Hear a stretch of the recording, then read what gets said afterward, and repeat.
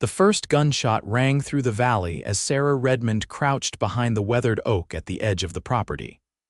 Her heart hammered against her ribs, the taste of dust sharp on her tongue as she peered through the early morning mist that clung to the Montana wilderness. The year was 1876, and the promise of a peaceful new beginning in Caldwell had shattered as quickly as the window of her father's general store. Sarah clutched the leather satchel tighter to her chest, the bank notes inside representing everything her family had left after the fire that had consumed their previous life in Boston. At 22, she'd believed Montana territory would offer safety after their losses back east. How naive she'd been. The second shot splintered bark inches from her face, sending her scrambling deeper into the woods that bordered the rushing waters of the Clearwater River. The spring thaw had swollen the waterway to dangerous levels, but the armed men behind her left no choice but to press forward. "She went this way," a gruff voice called out. "The money's with her." Sarah's boots slipped on the muddy incline as she descended toward the churning waters. The riverbank was steep here, carved out by years of spring floods. She inched her way along the edge, searching for a narrow crossing point where fallen logs formed a precarious bridge. A bullet whistled past her ear. With a startled cry, she ducked and stepped onto the slick surface of a half-submerged log. The current tugged at her skirts, threatening to pull her under as she balanced with the precious satchel. "Just give us the money, girl." The man's voice was closer now. "Your pa's debt ain't worth dying for." Sarah's foot slipped on the wet wood and she caught herself, heart pounding as the swift water roared beneath her. "My father owed nothing," she shouted back. "You're nothing but common thieves." She took another careful step, the opposite bank tantalizingly close. Just 3 more steps and she'd reach the other side where the forest grew thicker. She could lose them there, make her way to the Caldwell Sheriff's office. Surely someone would help her. The bark of a gun sent her ducking again. Her weight shifted too far, and the log rolled slightly beneath her feet. She windmilled her arms, trying to regain balance. When the worst happened, the portion of Riverbank where the log had been anchored suddenly crumbled away. The soil, undermined by the floodwaters, gave way entirely. Sarah screamed as she plunged toward the churning river, the icy water already spraying her face. The log rolled completely, and she felt herself falling when a strong hand shot out from nowhere, catching her wrist in an iron grip. "I've got you, don't move," a deep voice commanded through the spray of water and her own terror. Sarah looked up to see a man she'd never met before. His face was partially obscured by the wide brim of a worn leather hat, but she could make out a strong jaw shadowed with several days' growth of beard. His blue eyes were intent with concentration as he braced himself against a boulder, one arm extended to hold her suspended above the raging current. "Let go of the bag if you have to," he said, voice steady despite the strain evident in his face. "I can't," she gasped, clutching it tighter. "Everything we have is in here." The man, a cowboy judging by his attire, grimaced. "Your life's worth more than whatever's in there." But seeing her determination, he adjusted his stance. "All right then. On 3, I'm going to pull. You swing your other arm up to me. Ready?" Sarah nodded, terror and hope mingling in her chest. 1, 2, 3. With a powerful heave, he pulled her upward as she swung her free arm toward him. His other hand caught her, and with a grunt of effort, he hauled her away from the collapsed riverbank and onto solid ground. They tumbled together onto the pine needles carpeting the forest floor, Sarah gasping for breath as the reality of her near-death experience washed over her. The cowboy was already on his feet, however, peering back in the direction she'd come from. "Those men still after you?" he asked, hand hovering near the revolver on his hip. Sarah nodded, clutching the satchel to her chest. "They claim my father owes them money, but it's a lie. They're trying to rob us." The cowboy's expression hardened. "How many?" 3, she whispered. "They came to our store at dawn." A shout from across the river confirmed they hadn't given up. The cowboy pulled Sarah to her feet. "My horse is just beyond those trees. Name's Cole Daniels, by the way." Sarah Redmond, she replied, following him quickly through the underbrush. My family owns the general store in Caldwell. I know it, Cole said, leading her to where a magnificent chestnut gelding stood waiting. Just opened last month, right? Sarah nodded, surprised he knew.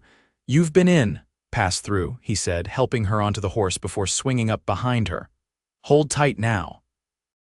The warmth of his chest against her back was strangely comforting as he urged the horse forward, keeping to the dense trees that would shield them from view. Sarah's heart still pounded, but for reasons now only partly related to fear. Thank you, she said as they put distance between themselves and her pursuers. You saved my life back there. She felt rather than saw his nod. Anyone decent would have done the same, but Sarah wasn't so sure.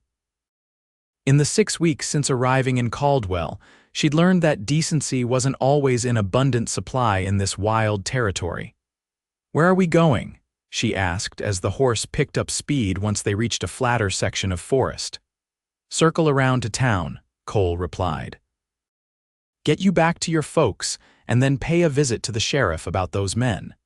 The mention of her family sent a fresh wave of worry through Sarah. My father and younger brother were at the store when those men came. I don't know if they're safe. Cole's arm tightened briefly around her waist in reassurance. We'll get there quick as we can. Your pa, he's a tall fellow with spectacles, right? Yes, Sarah said, turning slightly to look at him. How did you know, like I said, pass through your store? Hard to miss a man who quotes Shakespeare while selling nails and flour.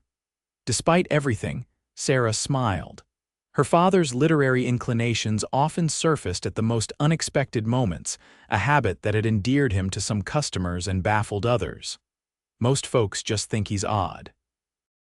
Most folks don't appreciate education out here, Cole replied. I do, though. Reminds me there's more to life than just surviving. The unexpected depth in his response intrigued Sarah. This wasn't the rough, uncultured cowboy she might have expected from first glance. As they rode, she became increasingly aware of his steady presence behind her, the careful way he guided the horse over rough terrain, the respectful distance he maintained despite their forced proximity. They emerged from the forest onto a seldom-used trail that Cole explained would lead them back to Caldwell from the north side, avoiding the main road where Sarah's pursuers might be watching. You know these lands well, she observed. Been working them for 5 years now, he answered. Ranch hand at the Double Crown about 10 miles out of town. And you just happened to be by the river when I needed help. There was a pause before he answered. Not exactly. Heard the shots from where I was fishing upstream, came to investigate. Sarah clutched the satchel tighter. Then I'm doubly grateful. It seems fate brought you there.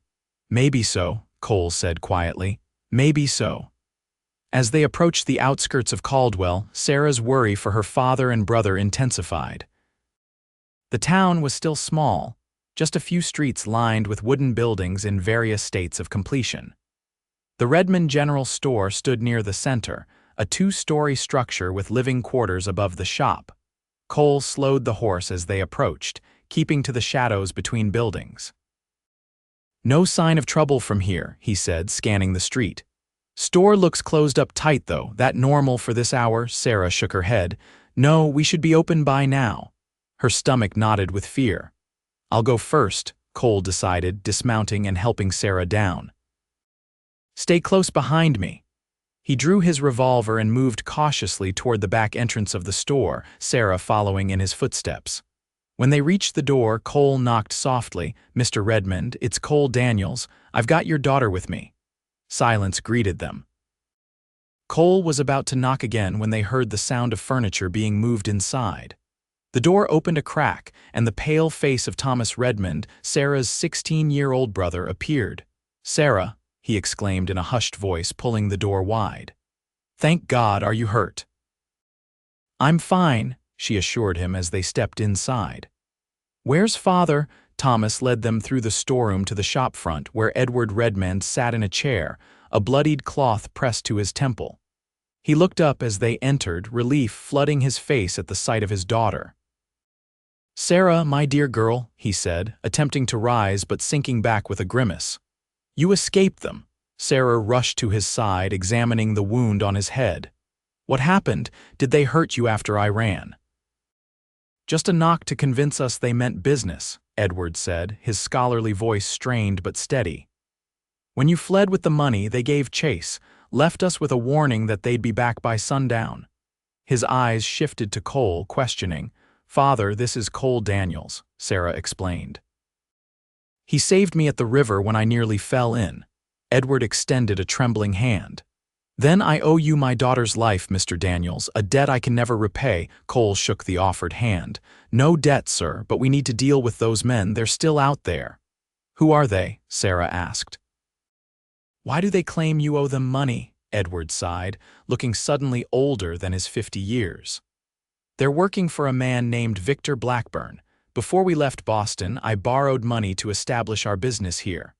Blackburn was a silent partner in the bank. When the fire destroyed our home, we lost everything except what was insured. The bank was sympathetic and gave me time to rebuild, but apparently Blackburn wasn't satisfied with the arrangement. So he sent thugs to collect," Cole concluded, his expression grim. "Even though you've been making payments?"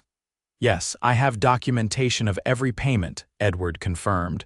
"But these men aren't interested in paperwork. They want the full sum immediately or they'll take the store." Sarah clutched the satchel. "So all our savings." "Is what they're after," her father confirmed. "Along with the deed to the store, which is in that bag as well." Cole checked his pocket watch. "It's just past 9 now. If they're coming back at sundown, we have time to get the sheriff involved." "I tried," Thomas spoke up. "Sheriff Wilson is out of town until tomorrow. Deputy Mills said he couldn't act without proof." Cole's jaw tightened. "Then we'll need to create a more convincing argument." He turned to Edward. "Sir, how much do you allegedly owe?" According to them, $2,000. "In reality, the remaining balance is $800, which I have documentation to prove." "Either way, it's a substantial sum," Cole observed. "No wonder they're determined." Sarah looked at the cowboy, struck by his calm assessment of the situation. "What do you suggest we do?" Cole thought for a moment. "They'll be watching the store. They know the money's with Sarah, but they don't know she's back. That gives us an advantage." He turned to Thomas. "Is there anyone else in town you trust, someone who might help?" Thomas nodded. "Dr. Harrison. He's been a good friend to us since we arrived, and maybe Mrs. Wilcox at the boarding house." "Good," Cole said. "I know Harrison. Decent man." He outlined a plan that involved spreading word to trusted townspeople about the situation while setting a trap for the would-be robbers. "It's risky," Edward cautioned. "These men are dangerous." "So is trying to face them alone," Cole countered. "Caldwell's a new town, but the people here look after their own. Your store provides essentials folks need. That counts for something." Sarah felt a surge of hope at his words. "He's right, Father. We've made friends here, people who would stand with us." Edward studied her face, then Cole's, before nodding slowly. "Very well, but I want you and Thomas safely away if things turn violent. I'll make sure of it," Cole promised. As they refined the details of their plan, Sarah found herself watching Cole, the confidence in his movements, the intelligence in his eyes as he sketched a rough map of the town, marking potential positions. There was something about him that inspired trust, a steadiness that went deeper than physical strength. When he caught her watching, he paused. "Something wrong?" Sarah shook her head. "No, I'm just grateful you decided to go fishing this morning." A smile touched his lips, transforming his serious expression. "So am I, Miss Redmond, so am I." Throughout the day, their plan took shape. Thomas slipped out to contact Dr. Harrison, who in turn reached out to other trusted townspeople. By mid-afternoon, a dozen men and women had been quietly informed of the situation and had offered their support. Cole left briefly to secure his horse properly and retrieve his rifle from his saddle. When he returned, he brought news. "Spotted 2 of your pursuers watching the store from the saloon across the street," he told them. "The 3rd must be keeping an eye on the roads out of town." "They think I'll try to run," Sarah realized. And they'll be waiting right up until sundown when they plan to make their move, Cole agreed. Which means we need to be ready before then. Edward spread the store's documentation on a table in the back room. Here are all the payment records and the original loan agreement. As you can see, the terms clearly state the payment schedule. Cole examined the papers. This is solid evidence, but men like these won't care about legal documents. They're counting on fear to make you pay more than you owe. Then we must show them we aren't afraid, Sarah said firmly, though her hands trembled slightly. Cole noticed and gently covered her hand with his. Being scared is natural. Acting brave despite it, that's what counts. Their eyes met, and Sarah felt an unexpected flutter in her chest. There was compassion in his gaze, but something more too, a quiet admiration that made her stand a little straighter. As the afternoon progressed, they moved furniture to create defensive positions and prepared the store for what might come. Cole showed Thomas how to use Edward's old shotgun, emphasizing safety and hoping the boy wouldn't need to fire it. "Have you been in situations like this before?" Sarah asked Cole as they worked. He hesitated before answering. "Not exactly like this, but I've faced men who prefer intimidation to honest dealings." "You don't seem like an ordinary ranch hand," she observed. A shadow passed over his face. "Been a few things in my time, served in the cavalry after the war, though I was too young to fight in it. Rode with a freight company, tried my hand at mining," he shrugged. "Ranch work suits me now, honest labor with honest people, and yet here you are risking yourself for strangers." "Not completely strangers," he corrected. "I told you I'd been in your store.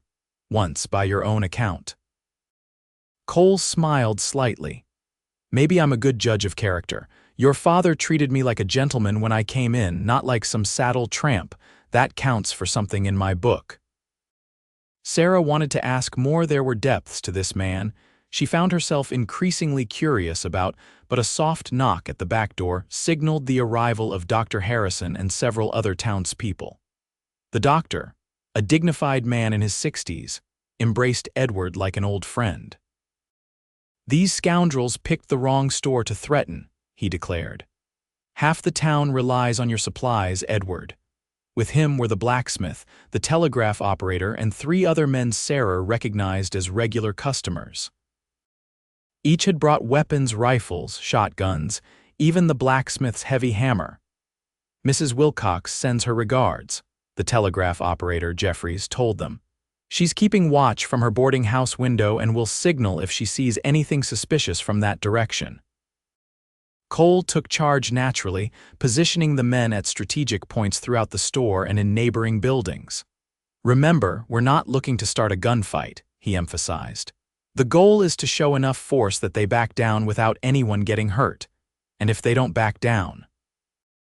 The blacksmith asked grimly.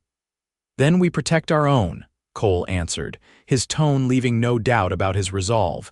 As the sun began its descent toward the horizon, tension mounted in the store. Sarah helped her father to a safer position in the back room, despite his protests. "I should be out front," Edward insisted. "This is my fight." "It's our fight," Sarah corrected him, "and you're no good to us injured further." Edward sighed, patting her hand. "When did my little girl become so sensible?" "When you raised me to be," she replied with a smile.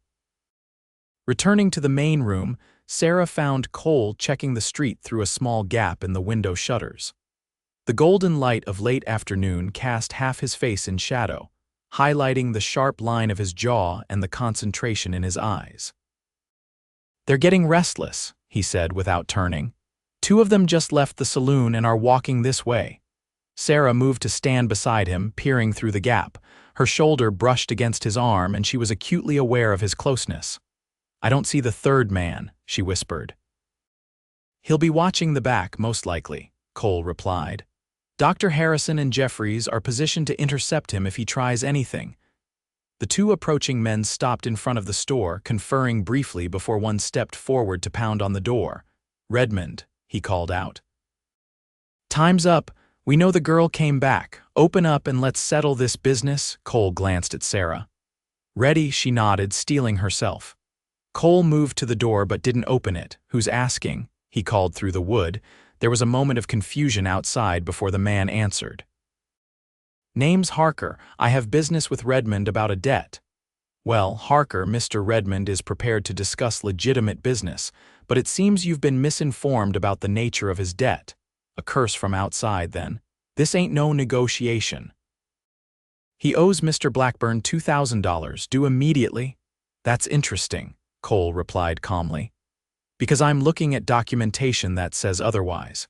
800 is the remaining balance, all payments made on schedule according to the contract Mr. Redmond signed." There was muttered conversation outside that Sarah couldn't make out. Then, "Open this door or we'll break it down."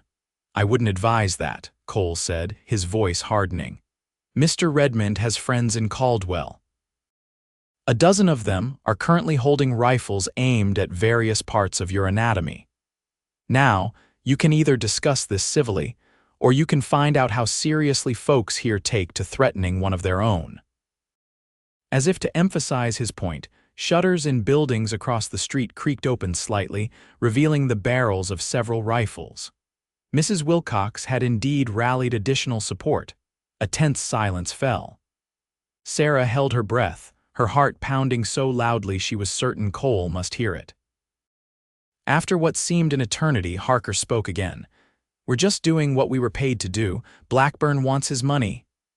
"Then Mr. Blackburn can come collect it himself with proper documentation," Cole replied.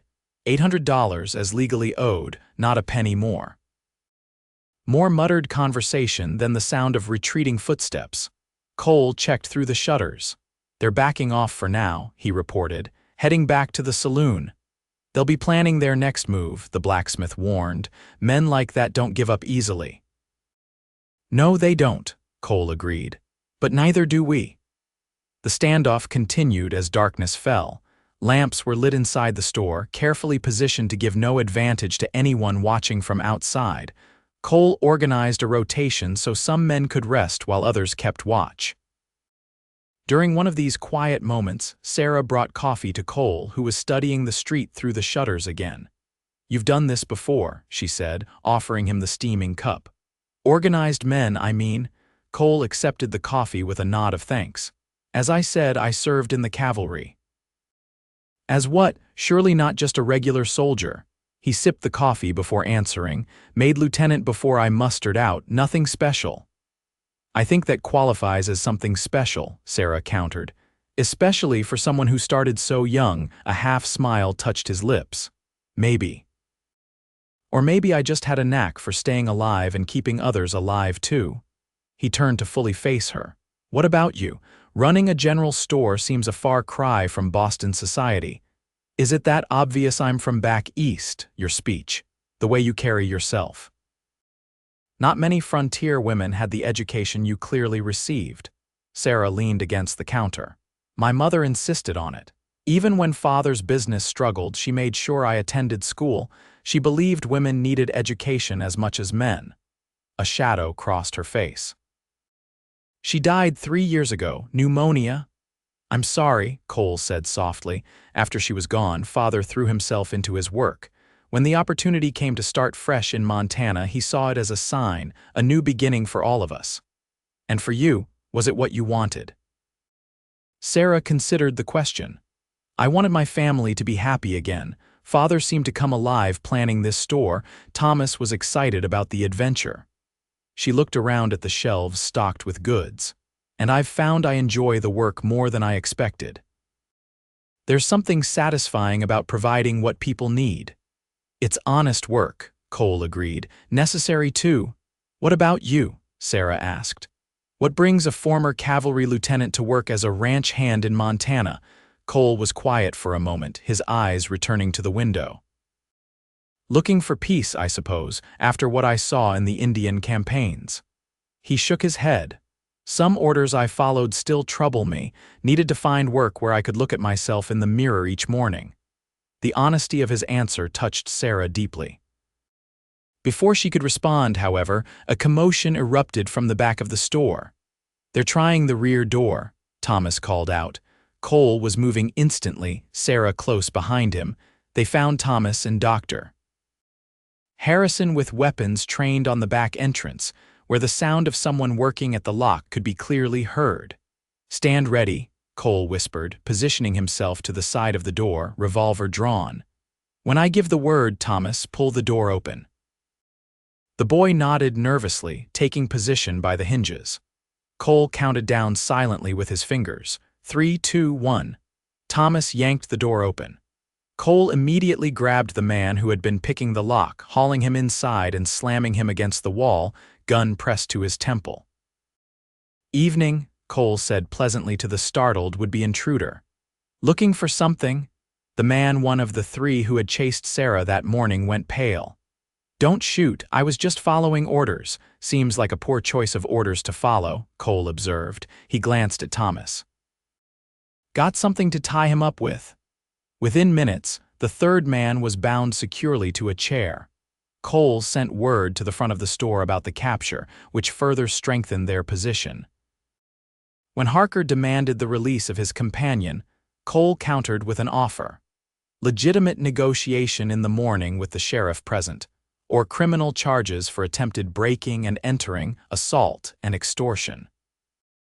The night passed in uneasy watchfulness, but no further attempts were made on the store. By morning, Sheriff Wilson had returned to town, and after reviewing the documentation Edward provided, confronted Harker and his remaining companion at the saloon. "Seems to me you boys have been engaged in some illegal debt collection," the sheriff told them as Cole, Sarah, and Edward watched.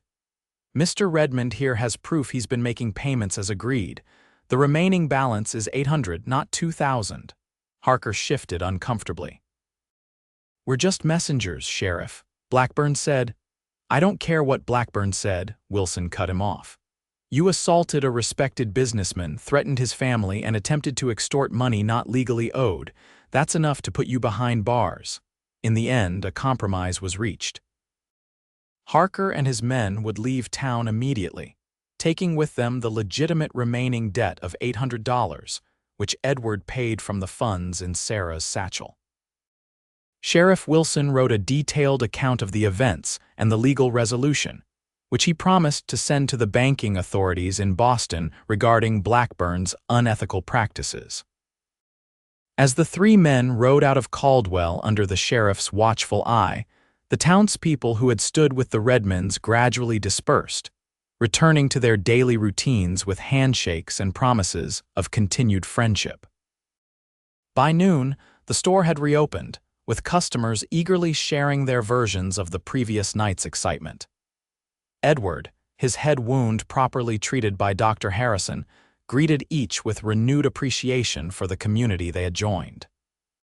Cole remained through the morning, helping return the store to its proper arrangement and checking that all was truly secure.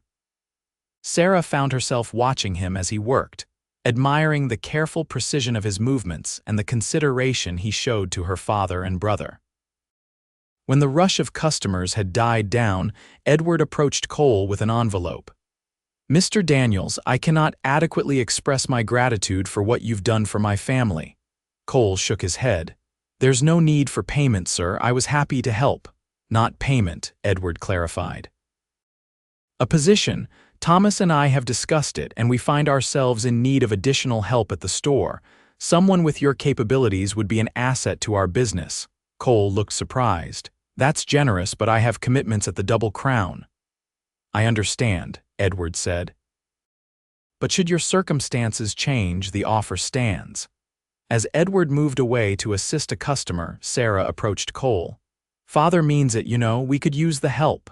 She paused, gathering her courage. "And I would welcome your company." Cole studied her face, something warm kindling in his eyes. "Would you now?" "Very much," she admitted. "Though I understand if you prefer ranch work." He glanced out the window toward the distant mountains. "Ranch work has its seasons." "Might be I could arrange something part-time, at least through winter when things slow down at the Double Crown." Hope rose in Sarah's chest. "We would accommodate your schedule, of course." "It's not just the work I'm considering," Cole said quietly, his eyes returning to hers with an intensity that made her breath catch. If I were to spend more time in town, I'd hope to call on you properly, if that would be welcome. A flush of warmth spread through Sarah. It would be very welcome, Mr. Daniels, Cole, he corrected with a smile. After facing down armed men together, I think we can dispense with formalities. Cole, she repeated, liking the way his name felt on her lips. And I'm Sarah, not Miss Redmond. Sarah, he said, the single word somehow carrying layers of meaning. I believe I'll speak to my foreman tomorrow about adjusting my duties. His hand reached for hers, just briefly brushing her fingers. Some things are worth making changes for. The touch, simple as it was, sent a current of electricity through Sarah. In that moment, she knew with certainty that the riverbank giving way beneath her had led to far more than a rescue. It had altered the course of her life entirely. As summer bloomed across the Montana landscape, Cole became a familiar figure at the Redmond General Store. He arranged with his foreman at the Double Crown to work 3 days a week at the ranch, spending the remaining 4 days helping at the store and gradually courting Sarah. Their courtship was conducted with proper decorum, much to Edward's approval. Sunday afternoons often found them walking along the safer stretches of the Clearwater River, the site of their first meeting now transformed into a place of peaceful reflection. I used to think Montana was nothing but wilderness and danger, Sarah confessed one such afternoon as they sat on a blanket spread on the grassy riverbank, safely back from the water's edge. Now I see beauty everywhere. Cole, whittling a small piece of wood beside her, looked up with a smile. The territory has its share of both. Beauty and danger often walk hand in hand out here. Rather like life itself, Sarah mused, watching the play of sunlight on the now calm river. A philosophical observation worthy of your father, Cole teased gently. Sarah laughed.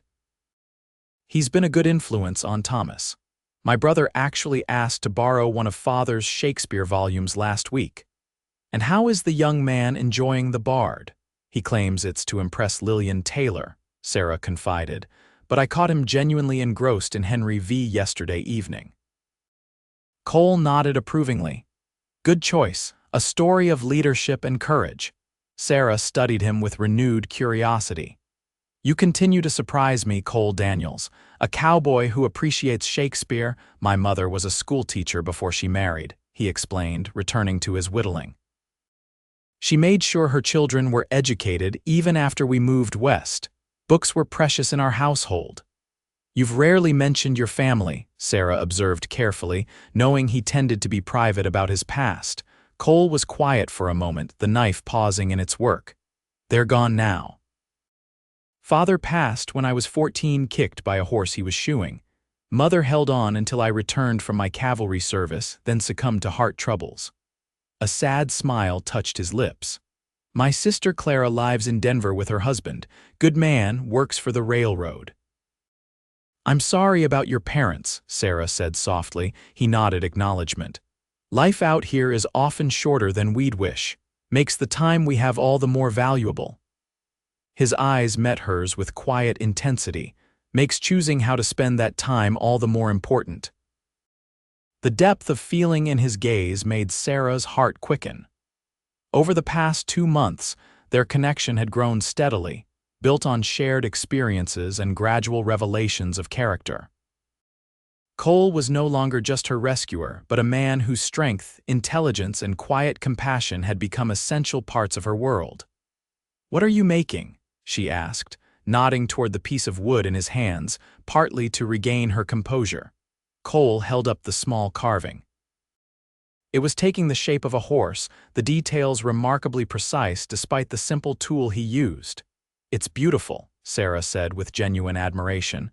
I didn't know you were an artist. Hardly that, he demurred.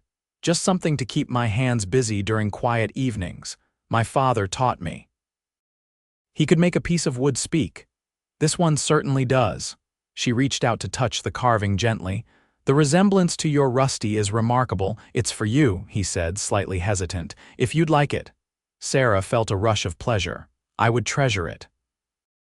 As Cole returned to his work, adding final details to the small horse, Sarah watched his hands strong and capable. yet capable of such delicacy. The same hands that had pulled her from danger now created beauty with patience and care. The contradiction fascinated her. When he finished, he polished the carving with a soft cloth and presented it to her formally. "For the woman who changed the course of my river," he said with a hint of poetry that delighted her. Sarah accepted the gift, their fingers brushing in the exchange. "Thank you," she said simply, the words inadequate for the emotions swelling in her chest. That evening, as they walked back toward town in the golden light of sunset, Cole's hand found hers for the first time, a deliberate gesture that went beyond the casual touches they had shared before. Sarah intertwined her fingers with his, savoring the connection. "I've been thinking," Cole said as the rooftops of Caldwell came into view, "about your father's offer of a permanent position at the store." Sarah's pulse quickened. "And I'm considering accepting it." "The double crown is good work, but," she prompted when he paused. Cole stopped walking, turning to face her directly. "But my reasons for staying in Caldwell have become more compelling than my reasons for riding out each week." The honesty in his expression made Sarah bold. "I hope I might be one of those reasons." "The primary one," he confirmed, his voice deepening. "Sarah, I know we've known each other only a short while, but I've never been more certain of anything than I am of my feelings for you. And what feelings are those?" She asked, her voice barely above a whisper. Cole's free hand came up to gently touch her cheek. "Love," he said simply. "I love you, Sarah Redmond. I believe I started falling the moment I pulled you from that river, and every day since has only deepened those feelings." Joy bloomed in Sarah's chest, radiating outward until she felt she might float away with the happiness of it. "I love you too," she answered, the words flowing easily, naturally, "in a way I never imagined possible." His smile transformed his face, erasing the last traces of the serious, reserved man she'd first met. "May I kiss you, Sarah, please?" she whispered. Cole leaned down, his lips meeting hers with exquisite gentleness. The kiss was brief but perfect, a promise, a beginning. When they parted, Sarah felt as though the world had shifted subtly on its axis, realigning itself around this new reality they had created together. Hand in hand, they walked back into town, both understanding that everything had changed, yet feeling as though they had always been moving toward this moment from their very first encounter. By autumn, Cole had taken up permanent residence in Caldwell, renting a small cabin on the edge of town. His position at the Redmond General Store had expanded to include managing their growing inventory and overseeing deliveries to outlying ranches and mining camps. On the first anniversary of Sarah's arrival in Montana, Cole proposed. The engagement ring was modest, a small sapphire that he explained reminded him of her eyes, but Sarah found it perfect. They were married in the newly completed Caldwell Church 2 months later, with Edward beaming proudly as he gave his daughter away and Thomas standing tall as Cole's best man. Their wedding celebration became something of a town event. Dr. Harrison gave a toast celebrating their love story, dramatically recounting the Riverside rescue to appreciative applause. Mrs. Wilcox and the ladies of her sewing circle presented them with a handmade quilt for their new home. Even Sheriff Wilson attended, bringing a fine bottle of whiskey as his contribution to the festivities. Cole had purchased a small property just outside of town, 10 acres with a sturdy cabin and room for expansion. It needed work, but Sarah saw its potential immediately. Together, they planned improvements. A larger kitchen, a proper bedroom, eventually rooms for the children they hoped to have. On their wedding night, as they stood on the porch of their new home watching stars appear in the vast Montana sky, Cole wrapped his arms around Sarah from behind, drawing her back against his chest. "Happy?" he asked, his breath warm against her ear. "Completely," she answered truthfully, leaning into his embrace. "Are you?" "More than I ever thought possible." His arms tightened around her. "When I pulled you from that river, I never imagined I was saving my own future happiness." Sarah turned in his arms to face him. "Do you believe in fate, Cole?" I never used to, he admitted, brushing a strand of hair from her face. Now I'm not so sure. Seems like an awful lot of coincidences led me to you. Whatever brought us together, I'm grateful, Sarah said, reaching up to trace the line of his jaw, still marveling that she could touch him so freely now. My cowboy who said I've got you and never let go. Cole captured her hand, pressing a kiss to her palm. And I never will, he promised, before lowering his mouth to hers. Their life together unfolded like the Montana seasons, beautiful, challenging, and constantly changing. The store prospered under their joint management, with Sarah introducing innovations like catalog ordering for special items and Cole expanding their delivery service to remote homesteads. Edward gradually stepped back from day-to-day operations, devoting more time to his beloved books and to mentoring Thomas, who showed unexpected aptitude for business. The young man, inspired by Cole's example, developed into a confident, capable adult who eventually courted and won the heart of Lillian Taylor, much to Sarah's delight. In their third year of marriage, Sarah and Cole welcomed their first child, a son they named James Edward, after both their fathers. He was born during a fierce winter storm, with Dr. Harrison trudging through knee-deep snow to attend the birth.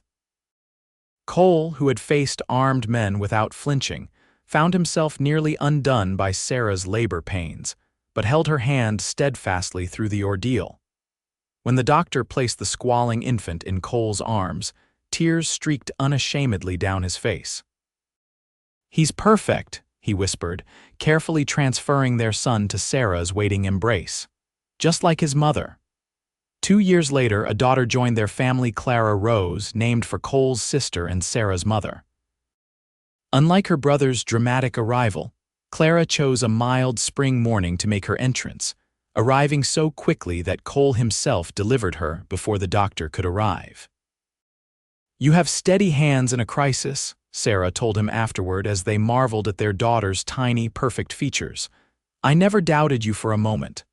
I was terrified, Cole admitted, but you weren't, and that gave me courage. Sarah smiled, exhausted but radiant. We've always been stronger together. As their children grew, so did their property. Cole added rooms to the cabin, eventually transforming it into a proper ranch house. They acquired horses, then cattle, gradually building a small but prosperous operation alongside their continued work with the store. When Edward passed peacefully in his sleep at the age of 68, he left the store to Sarah, Thomas, and Cole in equal shares. The siblings honored their father by establishing a small lending library in his name at the back of the store, stocked with his beloved classics and open to anyone in the community who wished to read. Life brought its share of hardships, drought years that threatened their cattle, a fire that damaged part of the store, a scarlet fever outbreak that left young James weakened for months. But through each challenge, the foundation they had built together remained solid. On their 10th anniversary, Cole surprised Sarah with a journey to Denver to visit his sister Clara. It was their first significant trip away from Caldwell since their marriage, the children left in the capable care of Thomas and his wife Lillian. The train journey offered Sarah her first glimpse of the changing American West. Towns that had been mere outposts when she arrived in Montana were now growing cities with electric lights and paved streets. Denver itself astonished her with its sophistication. Clara Daniels Monroe, now a mother of 3 and married to a railroad executive, welcomed them warmly to her elegant home. The cousins, though meeting for the first time, bonded quickly, exchanging letters long after Sarah and Cole returned to Montana. Your sister is wonderful, Sarah told Cole as their train carried them homeward. I see much of you in her, the same thoughtfulness, the same quiet strength. Cole smiled, watching the landscape roll past. She said something similar about you.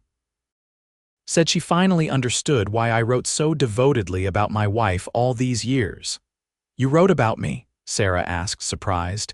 Every letter, he confirmed. From the very beginning. Clara says she fell in love with you long before meeting you. Sarah rested her head on his shoulder, contentment washing through her. I'm glad we made the journey. Seeing new places makes me appreciate our home all the more. Even with all its challenges, Cole asked, thinking of the harsh winters and isolated location that sometimes wore on Sarah. Especially with those, she affirmed. They've shaped us, made us who we are together. When they returned to Caldwell, they found their children thriving and the town itself growing. A new railroad spur was being planned that would connect them more directly to Helena and markets beyond. The future of their community looked bright. As James approached his 8th birthday and Clara her 6th, Sarah discovered she was expecting their 3rd child. The pregnancy was more difficult than her previous ones, requiring her to reduce her hours at the store and rest frequently. Cole was her constant support, taking on additional responsibilities both at home and the business. Many evenings found him reading to the children while Sarah rested, his deep voice bringing adventure stories to life for their rapt audience. During her 7th month, complications arose that confined Sarah to bed. Dr. Harrison, now elderly himself, visited daily, his concern evident despite his reassuring words. One night, as a spring storm lashed at their windows, Sarah woke to sharp, too early pains. "Cole," she gasped, clutching his arm. "The baby's coming." Cole was instantly alert, his face grave as he recognized the situation. "I'll get the doctor." "There's no time," Sarah said, another contraction seizing her. "You'll have to help me like you did with Clara." But this was different. Sarah could feel it. The pain was wrong, too intense, and fear gripped her as she saw the same realization dawn in Cole's eyes. "I'll send James for the doctor," he decided, quickly rousing their son and giving him clear instructions despite the storm. The boy, serious and determined like his father, pulled on his coat and ran into the rain toward town. Cole returned to Sarah's side, his calm exterior belying the fear she knew he felt. "I'm here," he assured her, taking her hand. "Just like at the river, I've got you." The next hours were a blur of pain and fear for Sarah. Cole never left her side, supporting her through each contraction, murmuring encouragement even as complications mounted. Their daughter Clara, awakened by the commotion, quietly brought clean towels and water when Cole asked, her young face solemn with worry. Just before dawn, as the storm finally abated, Dr. Harrison arrived with James. The elderly doctor quickly assessed the situation, his experienced hands confirming what Cole and Sarah already feared: the baby was in distress. "We need to act quickly," he told them, his voice gentle but urgent. What followed tested the limits of Sarah's endurance and Cole's composure. With skillful intervention from the doctor and Cole's unwavering support, their 2nd son was finally born as the first light of dawn touched the eastern sky. The infant's cry, when it came, was weak but present, a sound that brought tears of relief to Sarah's eyes. Cole cradled their tiny son, his expression a mixture of awe and profound gratitude. "He's fighting," Dr. Harrison said, examining the baby. "Small but strong-hearted." "Like his mother," Cole added, bringing the swaddled infant to Sarah. They named him Robert Harrison Daniels, honoring the doctor who had saved both mother and child. Though small and frail at birth, Robert, or Robbie, as his siblings called him, proved to have a tenacity that belied his size. By his 1st birthday, he had grown into a sturdy, curious child with his father's thoughtful eyes and his mother's determined spirit. Sarah's recovery was slow but steady. The difficult birth had weakened her, but as spring gave way to summer, her strength gradually returned. During her convalescence, the community they had become part of rallied around them. Women from town brought meals and helped with the children. Thomas and Lillian managed the store. Even old ranch hands from the Double Crown rode in to help Cole with the cattle and repairs around the property. "It seems we've built more than just a business here," Sarah observed one evening as they sat on their porch, watching their children play in the yard as the sun set behind the distant mountains. Cole nodded, his arm around her shoulders. "A life, a community. All because a riverbank gave way beneath me," Sarah mused, leaning into his embrace. And I happened to be fishing upstream, Cole added with a smile. The two most fortunate coincidences of my life. As their children grew, so did Caldwell. The railroad connection brought new opportunities and new residents. The Redmond and Daniels General Store, renamed after Thomas, opened a second location in a neighboring town, expanded to include a proper pharmacy section and a dedicated book department that would have made Edward proud. James, their eldest, showed his grandfather's love of literature combined with his father's practical nature. At 18, he departed for college in Denver, returning with ideas for modernizing the family businesses and eventually establishing a small newspaper for the growing town. Clara, artistic and independent, discovered a talent for photography. Her images of Montana landscapes gained attention in exhibitions as far away as San Francisco.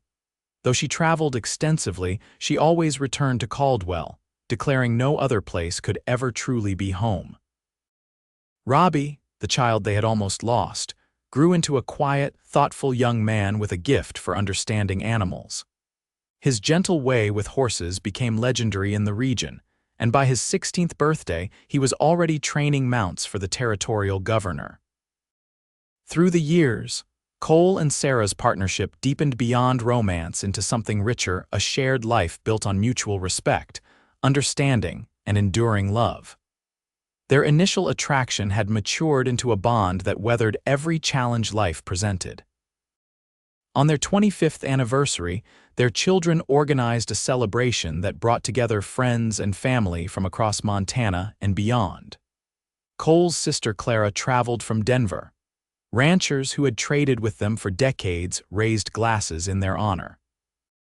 Even Sarah's brother Thomas, now a successful businessman with stores in 3 towns, gave a heartfelt speech about the example their marriage had set for the community.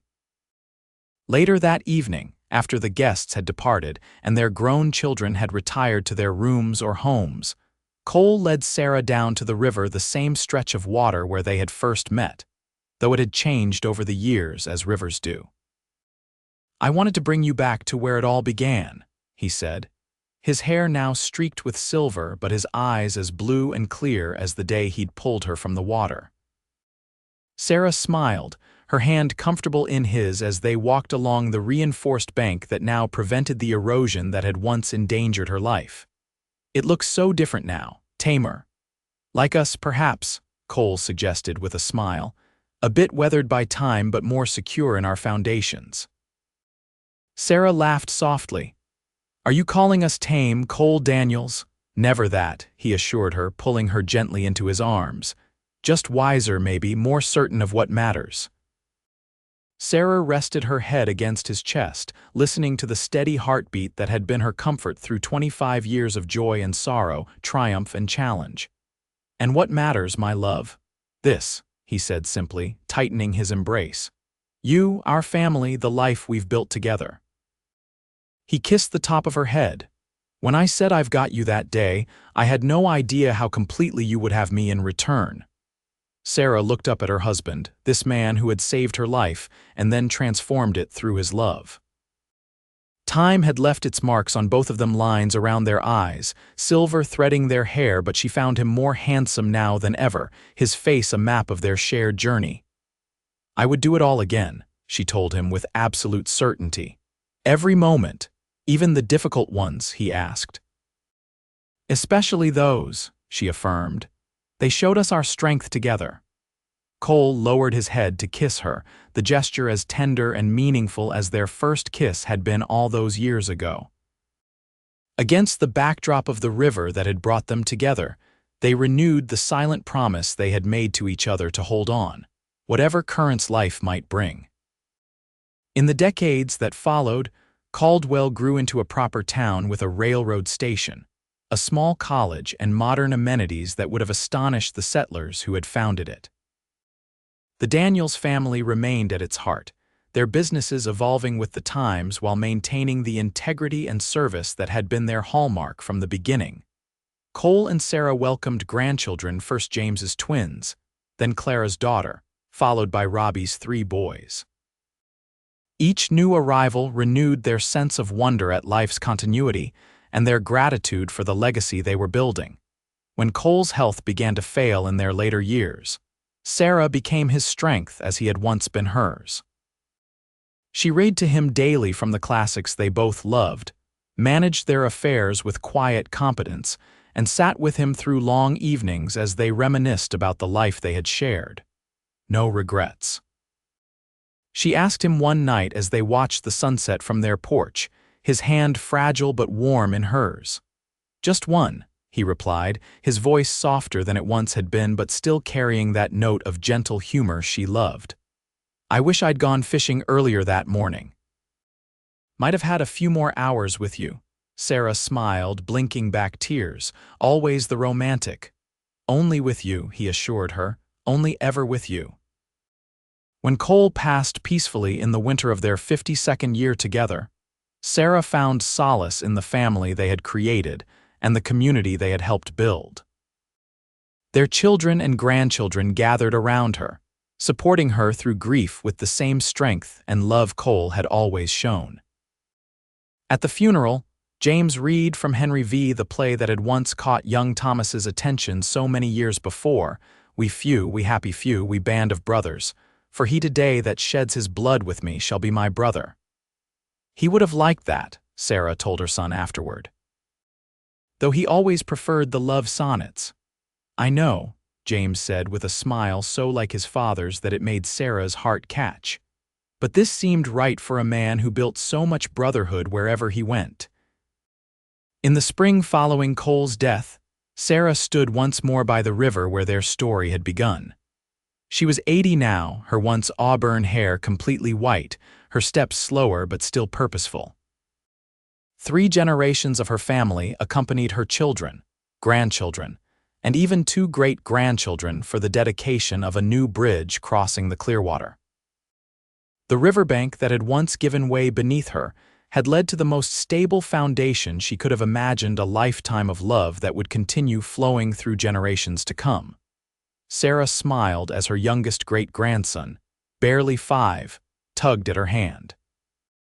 "Grandma Sarah," he asked, looking up at her with eyes as blue as Cole's had been, "is this really where Grandpa Cole rescued you?" "It is indeed," she confirmed, clasping his small hand. "Right here where the river changed course, like in the story."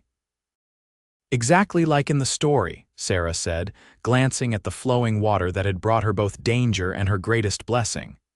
"Some rivers shape more than just land, you know. Some shape hearts and destinies too." The boy nodded solemnly, as though understanding perfectly. And perhaps he did. Sarah thought perhaps the capacity to recognize love's transformative power was something carried in the blood, passed down like blue eyes or the shape of a smile. A legacy more enduring than any bridge or building could ever be. As her family gathered around her, ready to walk back toward the town Cole had helped build, Sarah took one last look at the river. "Thank you," she whispered, too softly for anyone else to hear. For the danger that had brought him to her side, for the life that had flowed from that moment of peril, for the love that had sustained them through it all. The riverbank had long since been reinforced, no longer able to give way. But on that spring day so many years ago, its weakness had been her salvation, bringing into her life a cowboy who had simply said, "I've got you, don't move," and then never let go.